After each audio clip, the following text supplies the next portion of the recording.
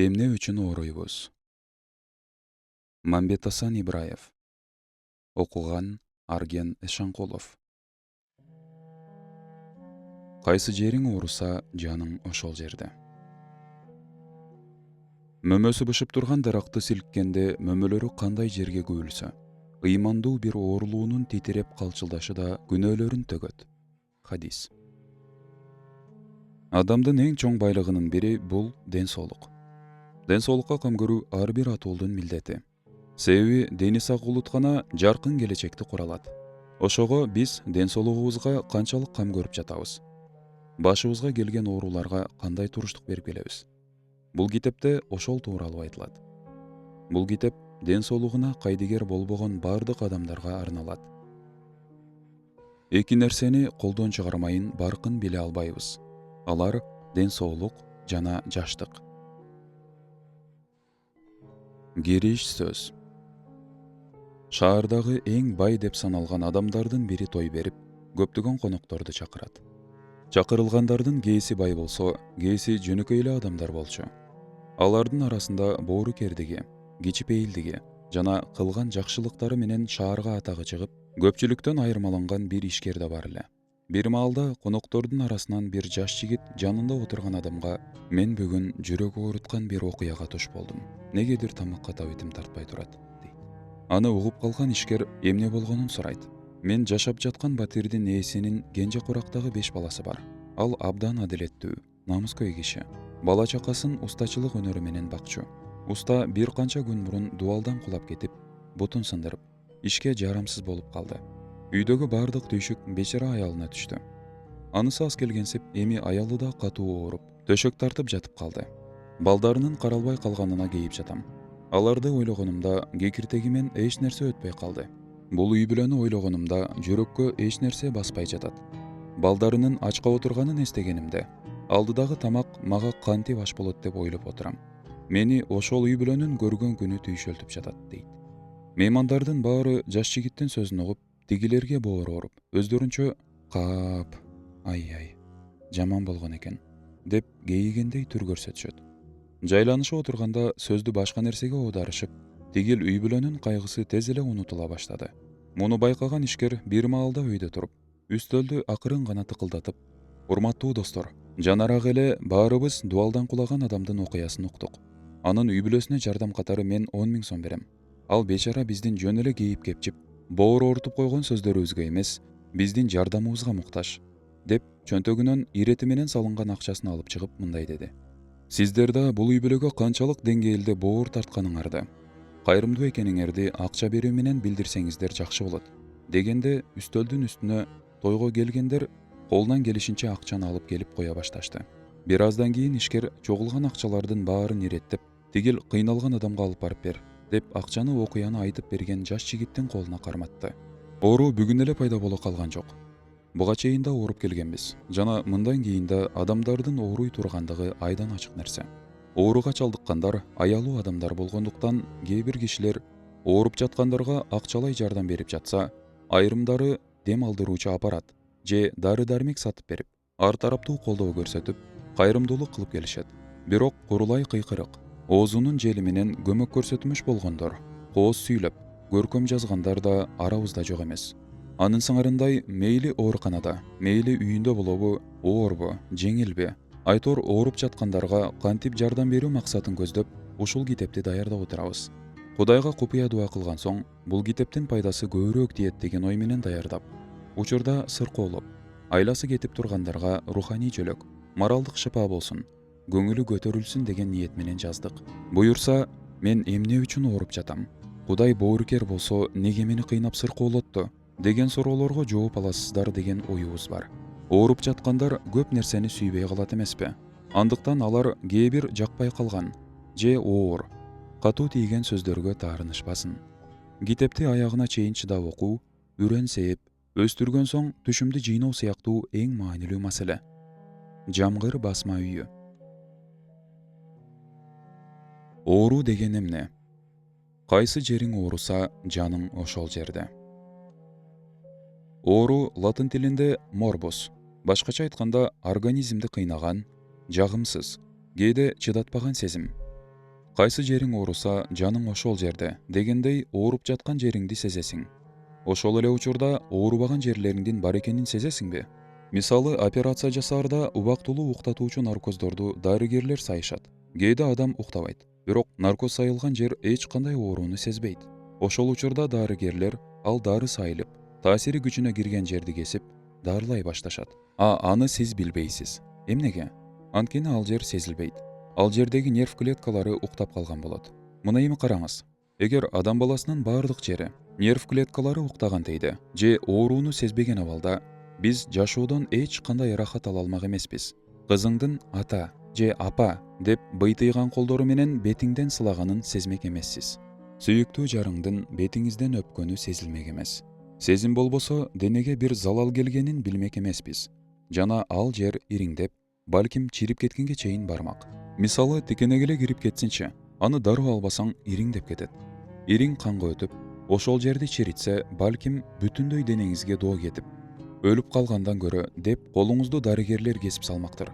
Ал эми тикенек кирген жериңиз ооруса, колдогу тикенди ийне же башка бир аспап менен алып саласыз. Ошондой эле кичи органдар ооруган кезде аны сезесиз да дароо дарыгерге көрүнөсүз же аппаратка текшерилесиз. Анан алар кайсы орган жабыркаганын айтып, керектүү дарылоону жүргүзүшөт. Ошентип ал орган аман калат жана сиздин ден соолугуңузга зыянын тийгизбейт. Ооруу сезилет, бирок ден соолук сезилбейт. Томас Фуллер. Жер бетинде бир гана адамдар эле эмес, жаныбарлар менен өсүмдүктөр да ооруйт. Алардын ооруганын биз түрүнөн көрүп биле алабыз. Оору организмдин же кээ бир функцияларынын бузулгандыгынын субъективдүү көрсөткүчү. Жаныбарлар ооруганда арыктайт же дарылаганга чейин алсырайт. Эгер эти желе турган жаныбар болсо, анда ийне сайып же дары ичирип дарылаганга аракет кылабыз. Такыр болбосо, аны союп жейбиз же өлгөндө ыргытып жиберебиз. Ошентип ооруган жаныбарды оорусунан арылтуу оңой. Ал эми адам баласынын тагдыры антип чечилбейт эмеспи? Оорунун түрүнө, жеңилдигине карап кылдаттык менен дарылабаса, адам өмүрү менен кош айтышышы мүмкүн. Адам үчүн өмүр дүйнөдөгү эң баалуу нерсе. Бардык нерсе табылат, бирок өмүр гана кайтып келбейт жана табылбайт. Ошондуктан жараткан миң бир сырлуу дене мүчөнү белек кылып берген соң, анын сырларын билсин, окуп изилдесин, кайсы учурда эмне кылыш керек, эмне кылса ооруп, кантсе айыгарын үйрөнсүн деп акылды, баам парасатты кошо жараткан тура. Адам баласы жаралгандан бери өзүнүн дене мүчөсүн изилдеп келе жатат, бирок толук таанып бүтө элек. Илимпоздор, дарыгерлер билген менен өзүнүн денесине, ден соолугуна кызыгып да койбогондор бүгүнкү күндө жок эмес. Ким ден соолугу тууралуу көбүрөөк билсе, ал азыраак ооруйт дегендей, өзүбүздүн дене мүчөлөрүбүз тууралуу, аларга зыян келтирүүчү оорулар тууралуу маалыматка ээ болгонубуз дурус. Айрыкча коронавирус илдети тараган учурдагы кырдаал, дарыгерлердин, дарылардын жетишсиздиги ар бир адам өзүнүн ден соолугуна өзү кам көрүш керектигин, саламаттык тууралуу бир гана дарыгерлер гана ойлонуп, башкасы акча төлөп гана көрүнүп коюулары туура эмес экенин турмуш көрсөттү. Ооруу Кудайдын сыноосу. Эң жеңилинен баштап жан кейиткен ооруга чейинки бардык ооруу жараткандын сыноосу. Аалам жаралгандан бери оорулардын баарынан адам баласы Кудайдын жардамы жана адамдардын аракети менен дарыланып келген. Бүгүн дүйнөнүн булуң бурчуна жайылган коронавирустун да дабасы Кудай буйрса табылат. Пайгамбарыбыз саллаллаху алейхи вассалам айткандай, Алла жиберген оорулардын дабасын кошо берген. Бухари, Тып 1. А биз болсо оорунун дабасын издейли жана ооруга чалдыкпаш үчүн колубуздан келген аракетибизди кылганыбыз оң болот. Пайгамбарлар адамдарды Кудайдын бар экенин жана анын жалгыз экенин элге жеткирүү менен бирге эле адамзаттын ден соолугуна терең маани берген жана адамдардын өмүрүн коркунучка салган жугуштуу оорулар менен замандын талабына ылайык күрөшүшкөн. Аны пайгамбарыбыздын жашоосунан да кездештирсек болот. Кудай ооруну да, дарыны да түшүргөн жана ар бир ооруга дары жараткан. Андай болсо дарылангыла, бирок арам нерселер менен дарыланбагыла.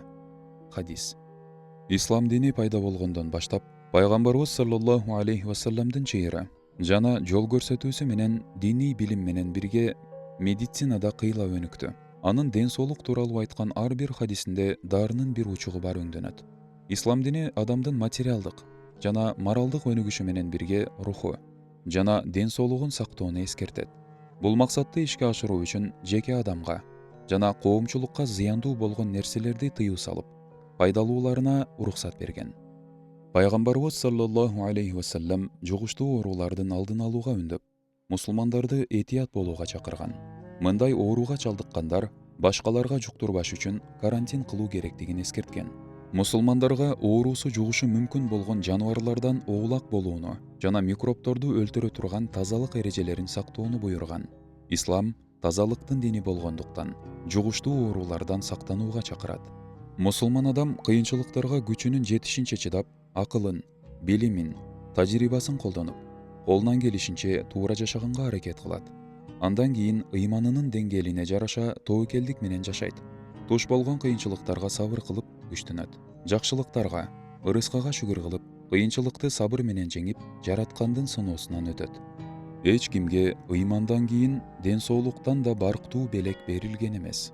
Азирети Абу Бакр. Эмне үчүн ооруйбуз?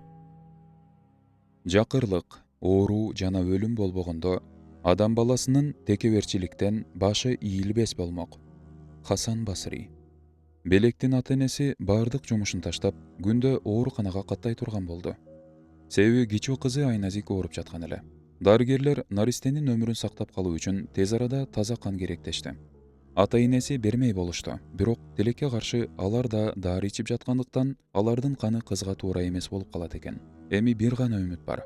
Ал Айназиктен 3 жаш улуу агасы Белек.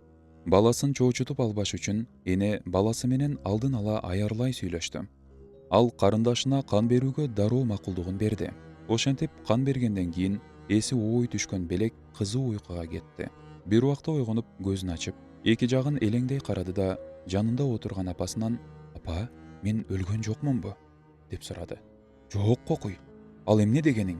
Уулун тиктеп бейкапар отурган апасы безге сайган немедей секирип кетти. «Айназикке канымды бербедимби?» деп Белек таңыркап апасынын өңүлө карады. «Жок балам, эми сен да жашайсың, карындашың да жакшы болуп кетет. Сен азаматсың, карындашыңды куткарып калдың. Сен азаматсың», деп баласын бооруна кысты. Кан бергенде өлөт экем деп түшүнүп, ошондо да карындашынын өмүрүн өзүнүн жанынан артык көрүп, ойлонбой макул болгон жан дүйнөсү аруу баласын кучактаган апасы мөлтүлдөп аккан көз жашын токтотууга эрки жетпеди. Эч бир оору көңүл оорутканчалык жаман эмес. Мавляна. Урматтуу угарман, аудиокитептин толук версиясы жабык Telegram каналга жүктөлгөн. Мээнет кылган адамдардын эмгегин баалап, аудиокитептин уландысын сатып алып угуңуз. Толук маалымат алуу үчүн биздин Оку 24 Instagram баракчабызга жазыңыз.